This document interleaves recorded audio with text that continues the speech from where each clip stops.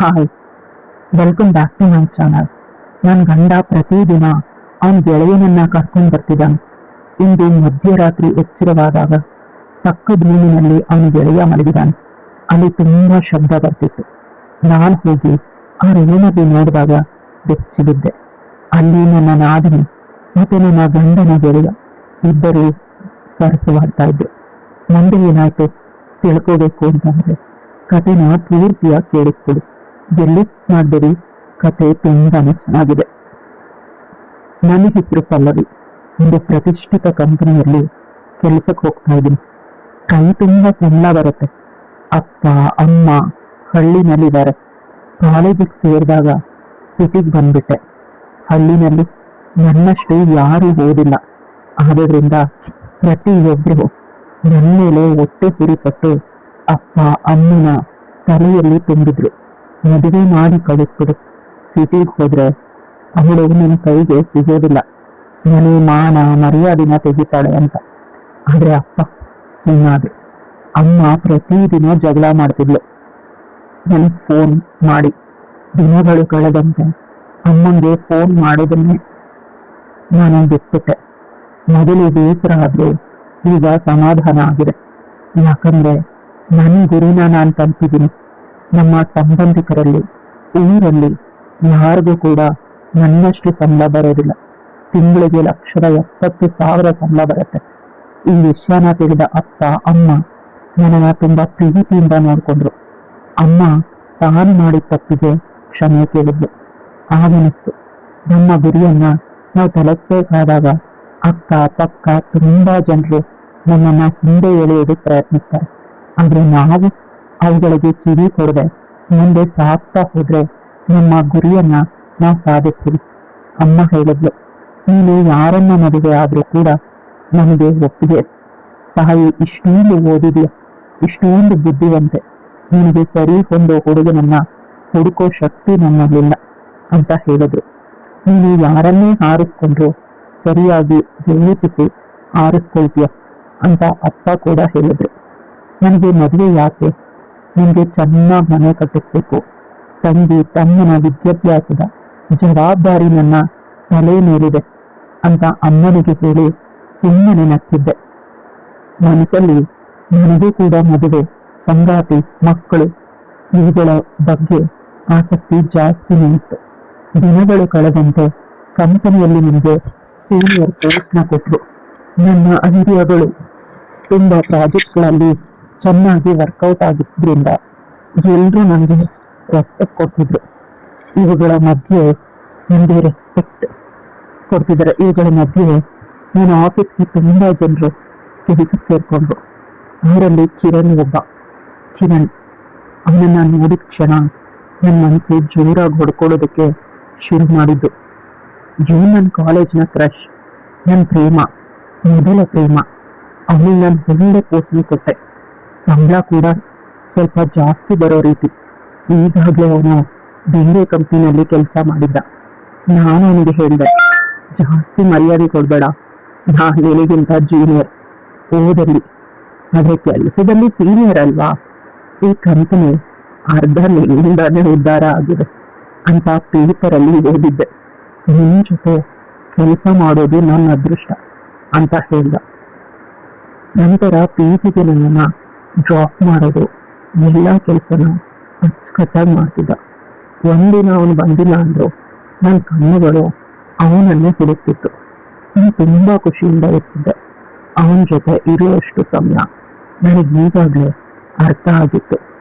ನನಗವನ ಮೇಲೆ ಪ್ರೀತಿ ಪ್ರೇಮ ಎಲ್ಲ ಶುರುವಾಗಿದೆ. ಅವನಿಗೆ ನನ್ನ ಹೃದಯ ಹೊಡ್ಕೋತಾ ಇದೆ ಅಂತ ದಿನಗಳು ಕಳೆದಂತೆ ಪರಸ್ಪರ ಒಬ್ಬರನ್ನೊಬ್ಬರು ಪ್ರೀತಿಸೋದಕ್ಕೆ ಶುರು ಮಾಡಿದ್ವಿ. ತುಂಬಾ ಗಾಢವಾಗಿ. ಅದು ಇಬ್ಬರಿಗೂ ಕೂಡ ಅರ್ಥ ಆಯಿತು. ಮನೆಯಲ್ಲಿ ಒಪ್ಪಿಸಿ ಮದುವೆ ಆದ್ವಿ. ನಮ್ಮಿಬ್ಬರ ಮದುವೆಗೆ ಯಾವುದೇ ಅಡೆತಡೆನೂ ಇರಲಿಲ್ಲ. ಯಾಕಂದ್ರೆ ನನ್ನ ಮನೆಯಲ್ಲಿ ನೀನು ಯಾರನ್ನೂ ಮದುವೆ ಆದ್ರು ಅದಕ್ಕೆ ನಮ್ಮ ಒಪ್ಪಿಗೆ ಇದೆ ಅಂತ ಹೇಳಿದ್ರು. ಅದೇ ರೀತಿ ಅವ್ರ ಮನೆಯಲ್ಲಿ ಅಮ್ಮ ತಂಗಿ ಅಷ್ಟೇ ಇರೋದು. ಕಿರಣ್ಗೆ ನಾನು ಕಿರಣ್ಗಿಂತ ಜಾಸ್ತಿ ಸಂಬಳ ತರ್ತೀನಿ, ಅವ್ರಿಗಿಂತ ಕೆಲಸದಲ್ಲಿ 2-3 ಪೋಸ್ಟ್ ಮೇಲಿದ್ದೀನಿ ಅಂದ್ರೆ ಅವ್ರ ಮನೆಯಲ್ಲಿ ಬೇಡ ಅಂತ ಹೇಗೆ ಹೇಳ್ತಾರೆ, ತುಂಬಾ ಖುಷಿಯಾಗಿ ಇಬ್ರು ಮದುವೆ ಆದ್ವಿ, ಆಕಾಶಕ್ಕೆ ಎರಡೇ ಗೇಣು ಅನ್ನೋ ರೀತಿ ಇಬ್ರು ತುಂಬಾ ಖುಷಿಯಿಂದ ಸಂಸಾರನೂ ನಡೆಸಿದ್ವಿ. ಕಿರಣ್ಣ ನನ್ನ ತುಂಬಾ ಪ್ರೀತಿಯಿಂದ ನೋಡ್ಕೋತಿದ್ರು. ಪ್ರಪಂಚದಲ್ಲಿ ನಾನು ತುಂಬಾ ಅದೃಷ್ಟ ಮಾಡಿದ್ದೀನಿ ಅಂತ ಅನ್ನಿಸ್ತಿತ್ತು. ನನ್ನ ದೇಹದ ಕಣ ಕಣವು ಅವರೇ ಆಗೋಗಿದ್ರು. ಅವ್ರ ಅಪ್ಪಿಗೆ, ಅವ್ರಲ್ಲಿ ನೀಡೋ ಮುತ್ತುಗಳು, ಅವ್ರ ಜೊತೆ ಆಡೋ ಸರಸ, ಇವೆಲ್ಲನೂ ತುಂಬಾನೇ ಚೆನ್ನಾಗಿತ್ತು. ಇಷ್ಟಾದ್ರೂ ಕಿರಣ್ ಕೂಡ ನನ್ನ ಸಂಬಳದಲ್ಲಿ ಒಂದೇ ಒಂದು ರೂಪಾಯಿನೂ ಕೂಡ ಕೇಳ್ತಿರ್ಲಿಲ್ಲ. ಅರ್ಧ ಸಂಬಳನ ನಾನು ಅಮ್ಮನ ಮನೆಗೆ ಕೊಡ್ತಿದ್ದೆ, ಉಳಿದಿದ್ದನ್ನ ನಾನು ಅಕೌಂಟಿಗೆ ಹಾಕಿ ಇಟ್ಕೋತಿದ್ದೆ ಕಷ್ಟಕ್ಕಾಗ್ಲಿ ಅಂತ. ಮನೆ ಎಲ್ಲಾ ಖರ್ಚನ್ನು ಕಿರಣ್ ನಿಭಾಯಿಸ್ತಿದ್ರು. ಅತ್ತೆ ಒಮ್ಮೊಮ್ಮೆ ಬೇಸರ ಮಾಡ್ಕೋತಿದ್ರು. ಸೊಸೆ ಸಂಬಳನ ತಗೊಂಡು ಸೈಡ್ ತಗೋ, ಬಾಡಿಗೆ ಮನೆಗಳನ್ನ ಕಟ್ಟಿಸ್ಕೋ, ಕೆಲಸಕ್ಕೆ ಹೋಗೋ ಹುಡುಗಿನ ಮದುವೆ ಆಗೋದೆ ಏನಾದ್ರೂ ಆಸ್ತಿ ಮಾಡಿದ್ರೆ ಸಹಾಯ ಆಗ್ಲಿ ಅಂತ.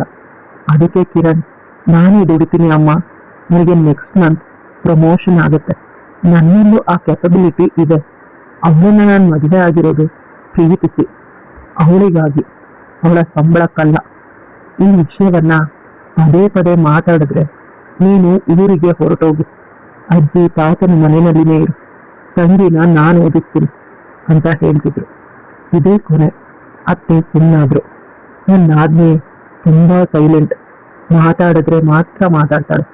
ಕಿರಣ್ಗಿಂತ 2 ವರ್ಷ ಚಿಕ್ಕವಳು. ಅಷ್ಟೇನು ತೀರಾ ಚಿಕ್ಕವಳಲ್ಲ. ಕಿರಣ್ಗೆ 29 ವರ್ಷ, ಆದ್ರೆ ಅವಳಿಗೆ 27.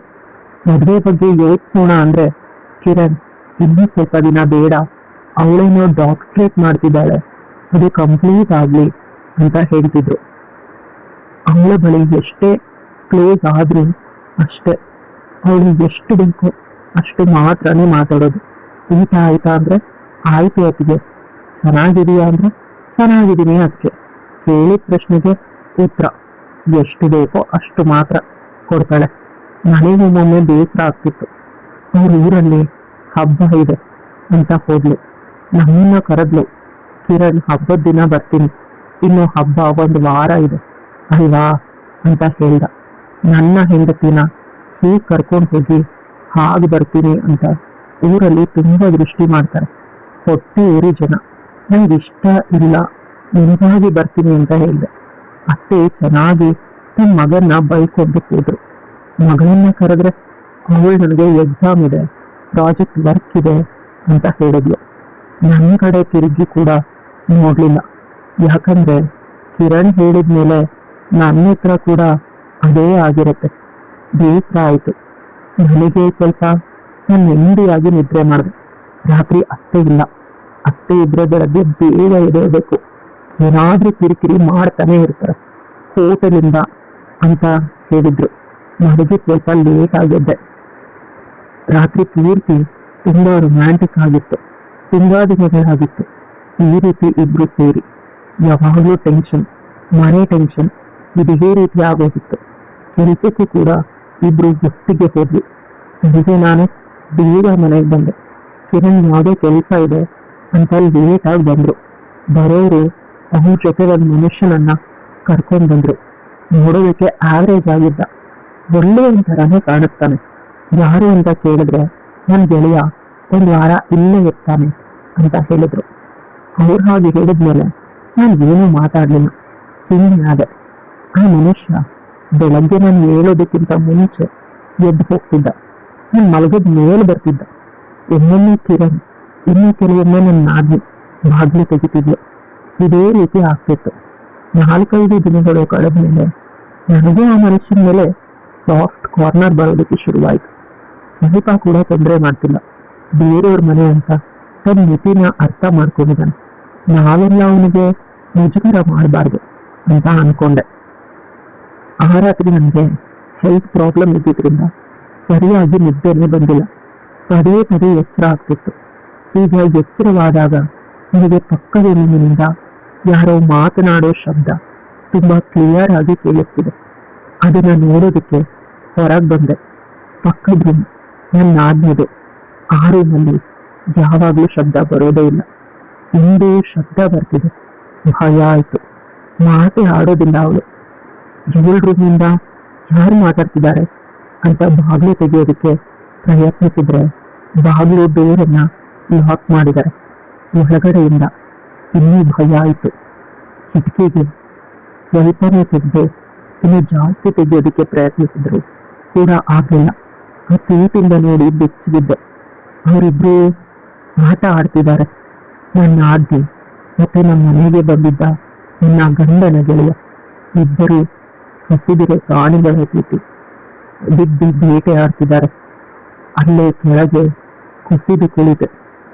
ವಯಸ್ಸಿಗೆ ತಕ್ಕಂತೆ ಮದುವೆ ಮಾಡಿಲ್ಲ ಅಂದ್ರೆ ಇದೇ ರೀತಿ ಆಗೋದು. ಕಣ್ಣಲ್ಲಿ ನನಗೆ ತಿಳಿಯದಂತೆ ಅಳು ಬರ್ತಿತ್ತು. ಮದುವೆ ಆಗದೆ ಇವರಿಬ್ರು ಈ ರೀತಿ, ಅಯ್ಯೋ ಕಿರಣ್ಗೆ ತಿಳಿದ್ರೆ ಅಂತ ಭಯ ಆಯ್ತು. ಸಡನ್ ಆಗಿ ಎಚ್ಚೆತ್ತು ಕಿರಣ್ನ ಕರ್ಕೊಂಡ್ ಬಂದೆ. ಕಿರಣ್ ಪದೇ ಪದೇ ಕಾರಣ ಕೇಳ್ತಿದ್ದಾನೆ.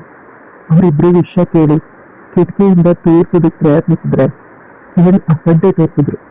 ನಿನಗೆ ಯಾಕೆ ಅವರಿಬ್ರು ವಿಷಯ ಅಂತ ನನ್ನನ್ನ ರೂಮಿಗೆ ಕರ್ಕೊಂಡು ಹೋಗಿ ಬಾಗ್ಲನ್ನ ಹಾಕಿದ್ರು. ತುಂಬಾ ಕೋಪದಲ್ಲಿದ್ರು. ನಾನೇನೋ ತಪ್ಪು ಮಾಡಿದೆ ಅನ್ನೋ ರೀತಿ. ನಿನ್ ತಂದೆ ಆ ರೀತಿ ಮಾಡ್ತಿರೋದು ಅಂತ ಹೇಳಿದಾಗ ಕಿರಣ್ ತುಂಬಾ ಬೇಸರದಿಂದ ಹೇಳಿದ್ರು. ಅವರಿಬ್ರು ಗಂಡ ಹೆಂಡತಿ, ಮದುವೆ ಆಗಿದ್ದಾರೆ. ಅಮ್ಮ ಈ ಮದುವೆಗೆ ಗೊತ್ತಿಲ್ಲ, ಅವನಿಗೆ ಸರಿಯಾದ ಕೆಲಸ ಇಲ್ಲ ಅಂತ ಪ್ರೀತಿ ಮದುವೆ ಆಗಿದ್ದಾರೆ. ಅವನೊಬ್ಬನೇ, ಅವನಿಗೆ ಯಾರೂ ಇಲ್ಲ, ಮೂಳೆ ಇಲ್ಲ. ಅಮ್ಮ ಊರಿಗೆ ಹೋದಾಗ ಮುಂದೆ ಬಂದಿರ್ತಾನೆ ಅಂತ ಹೇಳಿ ಹೊರಗೆ ಹೊರಟೋದು. ರಾತ್ರಿ ಪೂರ್ತಿ ನಿದ್ದೆ ಬಂದಿಲ್ಲ. ಅದೇ ರೀತಿ ಕೂತಿದ್ದೆ. ಬೆಳಗ್ಗೆ ಕಿರಣ್ ರೂಮಿಗೆ ಬಂದಾಗ ನನ್ನ ನೋಡಿ ಬೆಚ್ಚಿ ಬಿದ್ರು. ಕಿರಣ್ ನನ್ನ ಬಳಿ ಸಾರಿ ಕೇಳೋದಕ್ಕೆ ಬಂದ್ರು.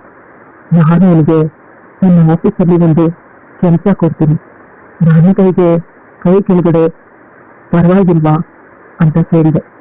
ಆಗ ಅವ್ರ ಮುಖ ಹರಳಿ ನನ್ನನ್ನ ಗಟ್ಟಿಯಾಗಿ ತಕ್ಕೊಂಡು ನನ್ನ ತುಟಿಗೆ ಮುತ್ತನ್ನ ಕೊಟ್ರು. ನನಗೆ ಆಲೋಚನೆ ಬಂದೇ ಇರ್ಲಿಲ್ಲ. ನೀನ್ ಹೇಗಿದೆಲ್ಲ ಮಾಡ್ತೀಯಾ ಅಂತ. ನಂತರ ಅವ್ರ ಬಯೋಡೇಟಾ ತಗೊಂಡು ಹೋದೆ. ಆಫೀಸಿಗೆ ಬರೋದಕ್ಕೆ ಹಿಂದೆ ನಾನು ಯಾರಿಗೆ ಬೇಕಾದ್ರೂ ಕೆಲಸ ಕೊಡ್ಬೋದು. ಆ ರೀತಿ ಒಳ್ಳೆ ಪೋಸ್ಟ್ ಅಲ್ಲಿ ಇದ್ದಿದ್ರಿಂದ ನನ್ನ ಆದ್ಮಿ ಗಂಡಂಗೆ ಒಳ್ಳೆ ಕೆಲಸನೇ ಕೊಟ್ಟೆ.